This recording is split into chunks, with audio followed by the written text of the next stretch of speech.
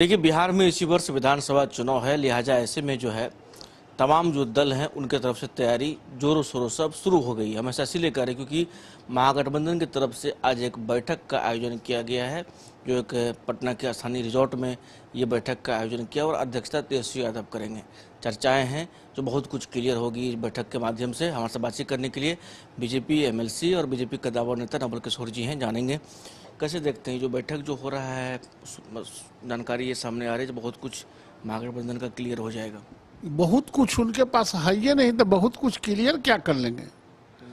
इस बार 2025 के चुनाव में पूरे प्रतिपक्ष को 25 सीट से 26 सीट नहीं आएगा, इसलिए जिसके हाथ में कुछ है ही नहीं वो बैठक कर ले, उठक कर ले, दंड पेल ले, पहलवानी कर ले, बाद में तो पेटकुनिये पड़ना है, तो उससे कोई फर्क नहीं पड़ने वाला है। चूंकि लोकतंत्र है तो अपना कुछ दुकान चलाने के लिए अपना ही पहलकदमी चल रहा है। नहीं, ये लोग तो कह रहे भाई आप लोग को तो झुका दिए, हम लोग लगातार मांग कर रहे जातिगत जनगणना की, मोदी सरकार को झुकना पड़ा। पोस्ट उठा के देख लीजिए, लालू जी का पोस्ट आता है जो संघी को हमने झुका दिया, राहुल गांधी का सरकार उनकी सिस्टम हमारी है।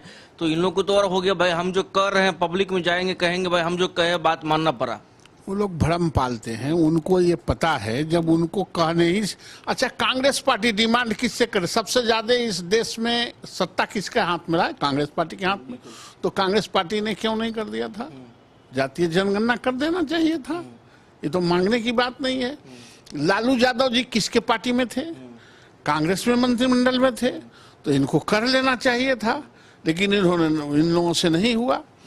देखिए, जब गरीबों, दलितों, शोषितों, वंचितों की रहनुमाई की बात होती है, उसके हक हुकूक की बात होती है, तो भारतीय जनता पार्टी की ही सरकार या उसके समर्थन से चलने वाली ही सरकार कुछ करती है। 77 में मंडल कमीशन बना, जब मोरारजी भाई की सरकार बनी थी, उसमें भी हमारा समर्थन था, हमारे ही समर्थन से सरकार चल रही थी, मंडल कमीशन बना। 89 में विश्वनाथ प्रताप सिंह प्रधानमंत्री बने, हमारे समर्थन से सरकार थी, तो मंडल कमीशन लागू हुआ।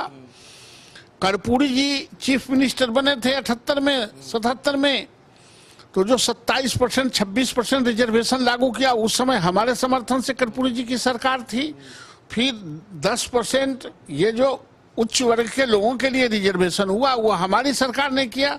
और जातीय जनगणना भी हमारी सरकार ने किया कि हमको यह जानकारी लेनी चाहिए कि अंतिम पंक्ति तक अंतिम आदमी का ये खबर रहना चाहिए कि जो हम योजनाएं भेज रहे हैं, जो केंद्र के द्वारा, स्टेट के द्वारा जो योजनाएं दी जा रही है, वो अंतिम पंक्ति की स्थिति क्या है और उन तक यह योजना पहुंच रहा है कि नहीं, उसके जानकारी के लिए उन्होंने किया है। इसलिए कांग्रेस पार्टी या ये आरजेडी कहां से आता है? पटाखा फोड़ने की अब वो पटाखा फोड़े कि वो तो कुछ दिन के बाद माथो फोड़ लेंगे अपने, तो उससे क्या फर्क पड़ता है? पटाखा फोड़िए कि माथा फोड़ लीजिए, उससे कोई फर्क नहीं पड़ता है।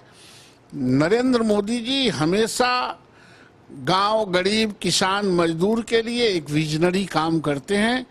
उनका दृष्टि दूर रहता है, वो एक विजडम से काम करते हैं, उस विजडम में ही है। एक अंतिम सवाल, ये पब्लिक के माध्यम से हम जानना चाहेंगे, आपसे पूछना चाहेंगे, ये बीजेपी को इसकी आवश्यकता थी? क्योंकि बीजेपी जिस चीज के लिए जाना चाहती थी, आखिर ये चीजें क्यों करना पड़ रहा है?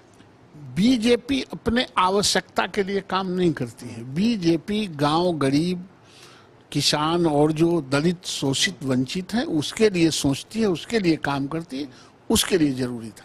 चलिए, तो हमारे साथ नवल किशोर यादव जी थे, जिनसे बात कर रहे थे। क्या कुछ कहा इन्होंने वो भी आपने सुना। के साथ अनुसूचित बाइस्कोप पटना। गोल जहां 27 वर्षों के सफर में 17,000 से भी अधिक छात्रों ने डॉक्टर एवं इंजीनियर बनकर भरे सफलता की ऊंची उड़ान, जहां साधारण छात्र भी असाधारण सफलता प्राप्त कर बना रहे इतिहास।